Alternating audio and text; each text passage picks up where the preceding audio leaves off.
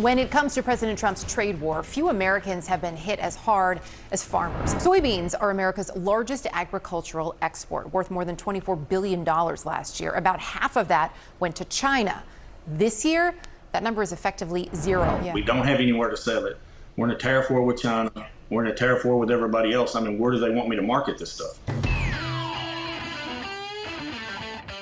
I want to jump into another CNN segment, this time about farmers, a group hit especially hard from this terrible Trump policy that we've all seen failing before our eyes. So take a moment if you can, strap in, leave us a like on the video, gives us a boost in the algorithm, helps us get to 30,000 subscribers, and let's get right to the breakdown. When it comes to President Trump's trade war, few Americans have been hit as hard as farmers. The tariffs and China's retaliation have really been a gut punch, especially for soybean farmers.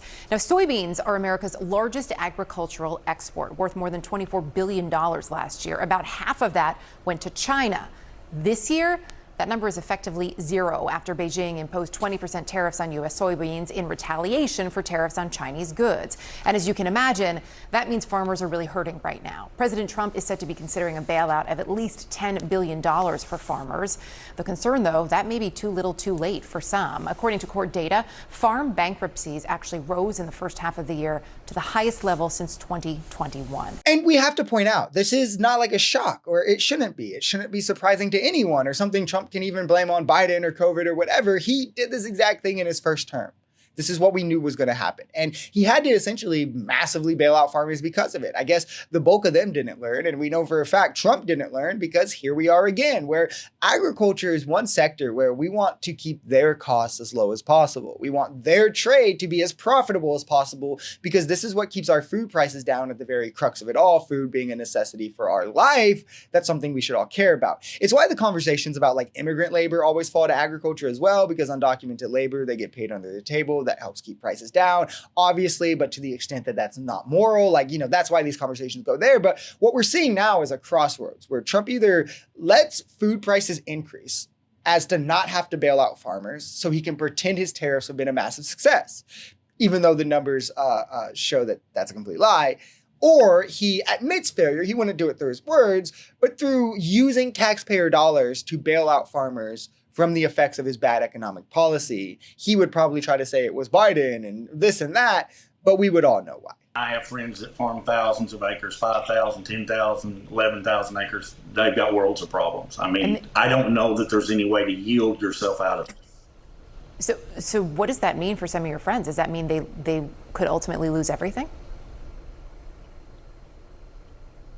Yes, ma'am. I mean, I don't think that the average American understands when you go down to the bank and get a crop loan, you've put all your equipment up, all your equity in your ground, you've put your home up, your pickup truck, everything up. And if they can't pay out, and if they've rolled over any debt from last year, they're going to call the auctioneer and they're going to line everything up and they're going to sell it. So if there were a bailout, right, which the president is apparently considering, what would that mean?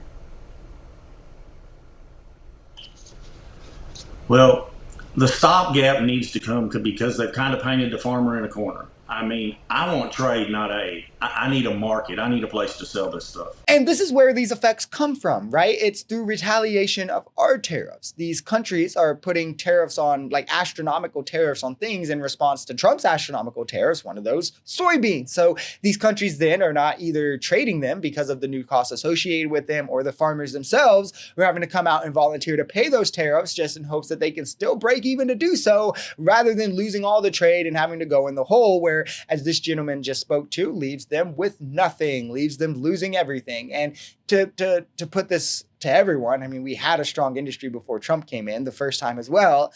This is all entirely on his hands. Like, his policy does this. He's done it twice now. So it's not even like, it was just a coincidence or an accident or whatever, a fluke. Like, now, like, agriculture, in my opinion, should be nationalized. That's a combo for a different video. But like, in the way we have it, Trump's going to have to do something.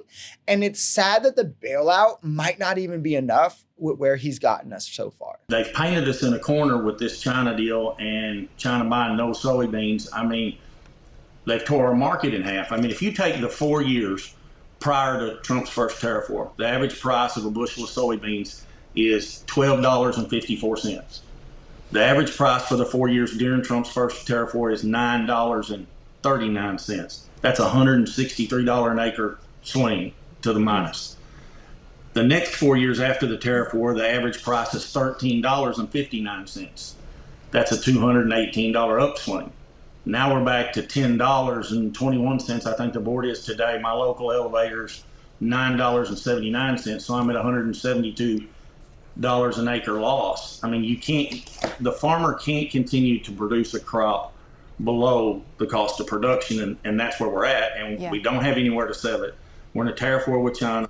We're in a tariff war with everybody else. I mean, where do they want me to market this stuff? It's a combination of piss poor economic planning and just a misunderstanding of what tariffs are and what they do that got us here. We have someone with the economic chops of my 6-year-old in the presidency, and you can't just blame the market or Democrats or Biden or COVID or literally anything else, because he laid out for you, a man who does this, how under Obama and Biden, soy prices were high. They even shot back up high under Biden when they dropped astronomically low under Trump the first time.